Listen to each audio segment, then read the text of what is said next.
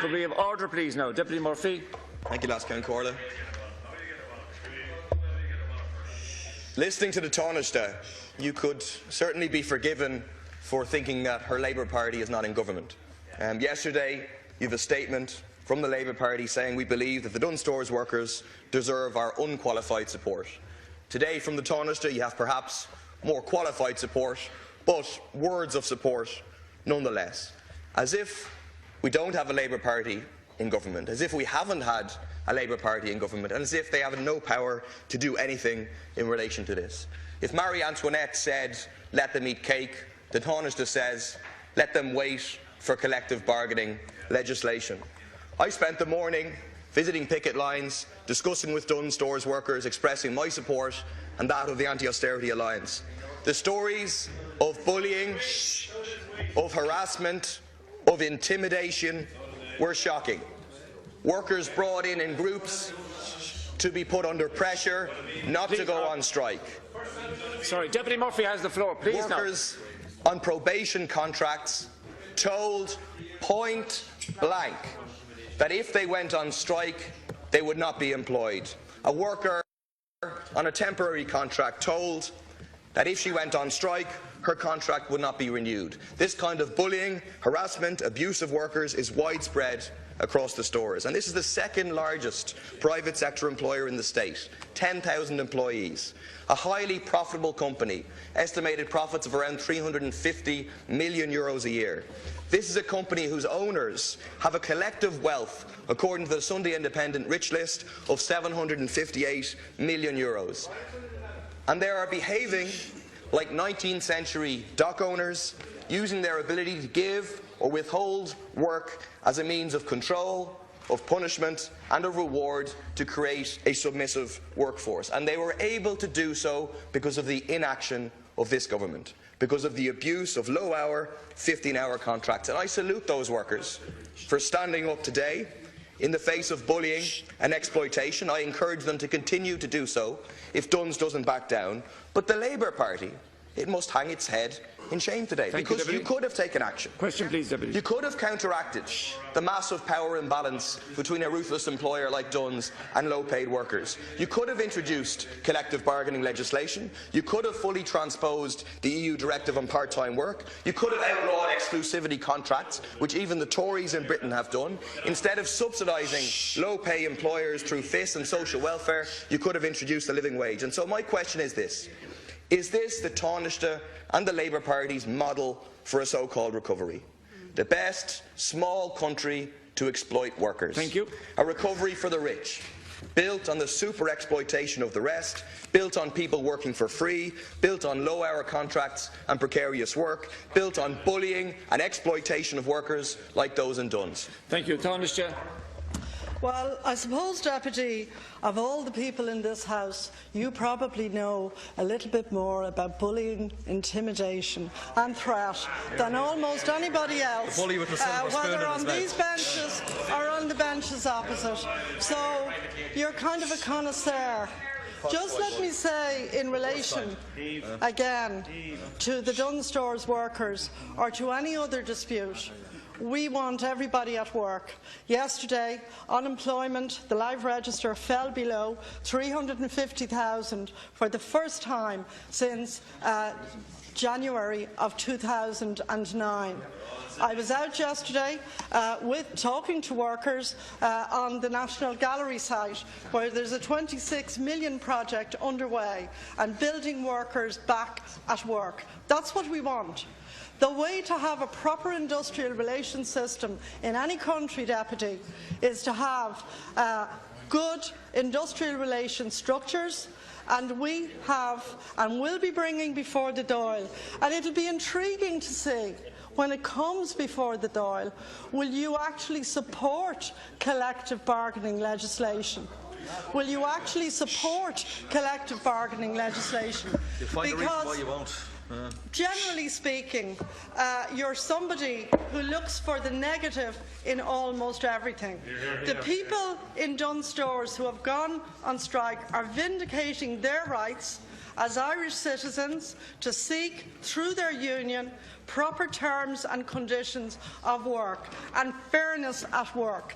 And fairness at work is the hallmark of the industrial relations structure in this country, which will be enhanced by the collective bargaining legislation that will come before the Dáil, and will be an opportunity for you to put your money where your mouth is and actually support it when it comes before the Dáil. But we'll wait the day and we'll see what you actually do, because you tend to be somebody who has torrents and rivers of language, but as a legislator you have very little to show for it. So come in here and do the work on the collective bargaining legislation to enhance our industrial relations situation. Going back to the current strike, there is a mechanism open, as the Secretary-General of that union has said, and he has advised on behalf of the workers he represents that the employer should actually enter a dialogue. Now, I don't know, Deputy, are you opposed to a dialogue with the employer? Because what the Labour Party has stood for since its foundation is to actually have a mechanism of dialogue so that workers don't have to endure strikes, but that workers have fair pay and fair conditions built in to their terms and conditions. Thank you, Deputy Paul Murphy. Words, mere words, no matter from the heart. It's useless from the point of view of these workers for you to be promising about something coming in the future. I'm for dialogue with employers, right? But for you to come in and for your answer to be to say that you urge the employers to come and have a dialogue, it's clear that Dunnes Stores has no interest in a dialogue with the workers. They refuse to engage with the industrial relations mechanism. That precisely is what has taken place over the past whole series of years. And so therefore, the so-called voluntarist model of industrial relations, which this government still touts in answers to parliamentary questions again and again, needs to go. And so when we have collective bargaining legislation, will you accept amendments from this side of the House to strengthen that legislation, to force employers to deal with, honestly and fairly, unions that represent a majority of their workers? Will you accept those amendments? I note a press statement here from almost a year ago, a few days before the local and European elections, from Deputy Nash, which says today the Labour Party has delivered on that historic commitment for a new bargaining law. Convenient timing. We still haven't seen it. We still haven't seen the heads of bill. So let's see. Will the heads of Minister. Will we have a break with the so-called voluntarist notion of industrial relations? Will we have an end? Will we have legislation that ends anti-union practices by employers like Dunnes? And I note that the Labour Party, when in opposition, asked this repeatedly of the previous government: can we have a full transposition of the EU directive on part-time work to enable part-time workers to avail of more hours if it's available, which would make a real difference to the lives of the Dunnes workers right now? Thank you. Taoiseach, to conclude. Well, Deputy, you must recall that the heads of the bill were published last December, and that on their publication the Congress of Trade Unions described it as the greatest advance in terms of workers' rights since 1913. And I'm quoting the General Secretary of Congress. So I want to ask you, Deputy, do you support the Congress of Trade Unions and the Congress of Trade Unions leadership and the Secretary-General of the Workers' Union in this dispute, who says that there is a way to a rapid conclusion of the dispute by the employer entering into a dialogue.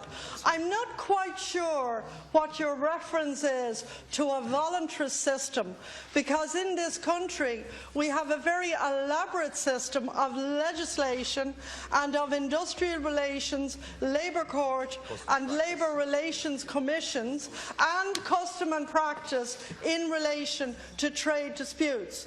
And yes, it does mean both sides coming together, both the workers and their representatives, the trade unions. But I get the sense that none of that machinery of voluntarist, as you describe it, what is it you want? Some kind of Leninist approach to how industrial relations work?